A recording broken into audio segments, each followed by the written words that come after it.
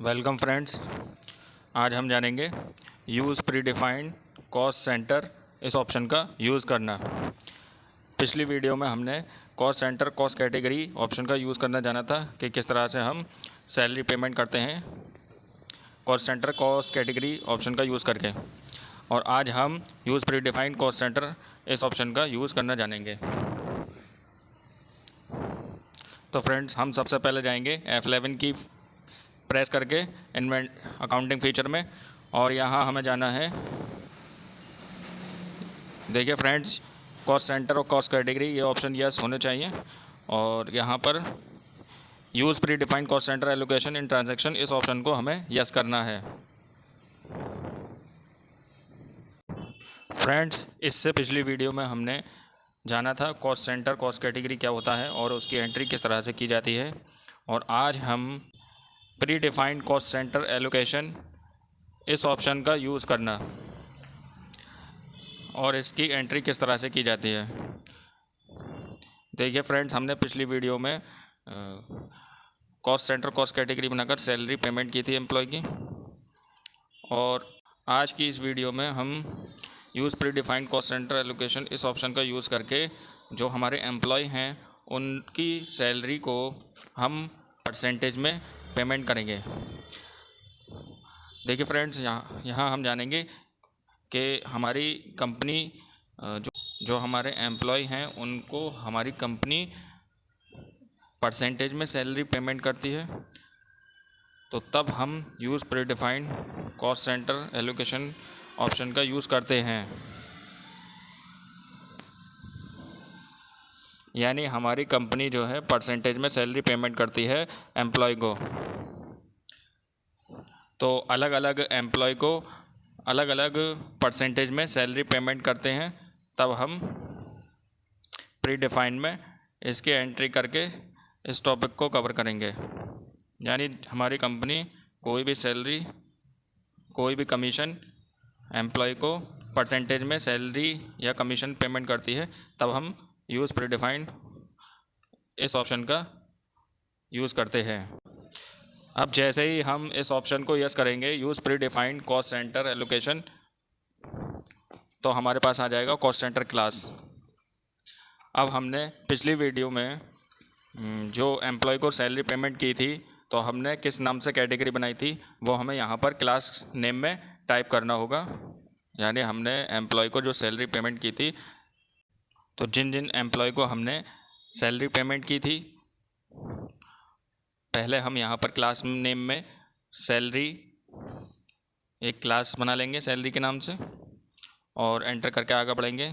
तो यहाँ पर हमारे पास कॉस्ट कैटेगरी में हमने लिस्ट ऑफ कॉस्ट कैटेगरी में से इसको सिलेक्ट करना है सैलरी को, और एंटर करके आगे बढ़ेंगे। तो नेम ऑफ कॉस्ट सेंटर में हमने जिन जिन एम्प्लॉय को सैलरी पेमेंट की थी अमाउंट में, वो हम यहाँ पर सिलेक्ट करेंगे।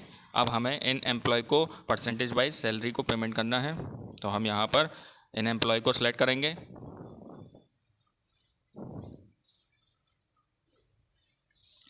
हमने अमन को सिलेक्ट किया है। मान लीजिए हमारी कंपनी जो ये एम्प्लॉय हैं इनको सैलरी परसेंटेज में देती है, तो अमन को हम 30% सैलरी पेमेंट करेंगे, और दूसरा है हमारा अरमान, इसको 25%, और तीसरा है हमारा दिनेश, इसको हम रख लेंगे 20%,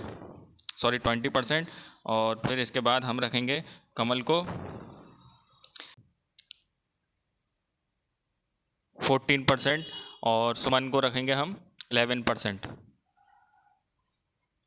तो इन सब की हमने परसेंटेज में सैलरी यहाँ पर शो करा दी है, और एंटर करके आगे बढ़ेंगे। यहाँ हमने फिर एंटर करके इसको एक्सेप्ट कर लेना है, और एस्केप बटन से बैक जाएंगे, कोई चेंजेस नहीं करना। अब हमें जाना होगा अकाउंटिंग वाउचर में। अकाउंटिंग वाउचर में जाने के बाद हमने पिछली बार एम्प्लॉय को अमाउंट में पेमेंट किया था। अब हमने यहाँ पर शो हो रहा है हमारे पास कॉस्ट सेंटर क्लास। देखिए, हम यहाँ पर पेज अप की प्रेस करके जो हमने पिछली बार सैलरी पेमेंट की थी वो यहाँ पर शो हो रहा है 25,000 रुपये अमन को, और अरमान को 22,000, 20,000 दिनेश को, कमल को 15,000, सुमन को 18,000 रुपये हमने यहाँ पर सैलरी पे की थी। लेकिन इस बार हमने क्या करना है, परसेंटेज में देना है इन सभी एम्प्लॉय को सैलरी। तो किस तरह से हम पेमेंट करेंगे, अब यहाँ पर हमारे जो पेमेंट वाउचर में F5 की प्रेस करेंगे तो ये पेमेंट वाउचर खुल जाएगा। यहाँ पर हमने जो क्लास बनाई है वो क्लास सेलेक्ट करनी है, बटन प्रेस करके देखिए यहाँ पर सैलरी हमने क्लास बनाई थी, इसको सेलेक्ट कर लेना है। और लिस्ट ऑफ लेजर में से हमने सैलरी नाम से एक लेजर बनाई थी, इसको सेलेक्ट करेंगे।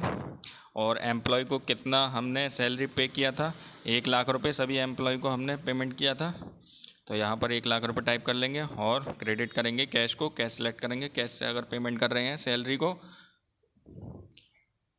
और अगर बैंक से कर रहे हैं तो बैंक की लेजर सेलेक्ट कर लिएगा और एंटर करके इसको सेव कर लेंगे। इसके बाद अब हम यहाँ पर क्या करेंगे, पेजअप की प्रेस करेंगे। तो देखिए फ्रेंड्स, हमारी जो एम्प्लॉय की सैलरी है वो यहाँ पर परसेंटेज में शो होने लगेगी। अमन को 30,000 रुपये, अरमान को 25,000, दिनेश को 20,000, कमल को 14,000 और सुमन को 11,000 रुपये। एक सिंपल वे में हमने इसको टॉपिक को कवर किया है ताकि आसानी से आपको समझ में आ सके। हमने इतनी परसेंट ही इन सभी एम्प्लॉय की सेट की थी, तो उस परसेंटेज के हिसाब से इस एम्प्लॉय की सैलरी यहाँ पर आ गई है। तो हमने यहाँ पर कैश में पेमेंट किया है और एंटर करके इसको एक्सेप्ट कर लेंगे। तो फ्रेंड्स, ये यहाँ पर देख लीजिएगा, आप डे बुक में जाकर भी आप चेक कर सकते हैं इसको और इसका प्रिंट आउट निकाल सकते हैं। तो फ्रेंड्स, कैसा लगा आज का ये वीडियो, कमेंट्स करके बताइएगा। चैनल को सब्सक्राइब कर लेगा और वीडियो को लाइक भी कर लीजिएगा। तो आज हमने जाना use pre defined cost centre allocation, इस ऑप्शन का यूज़ करना।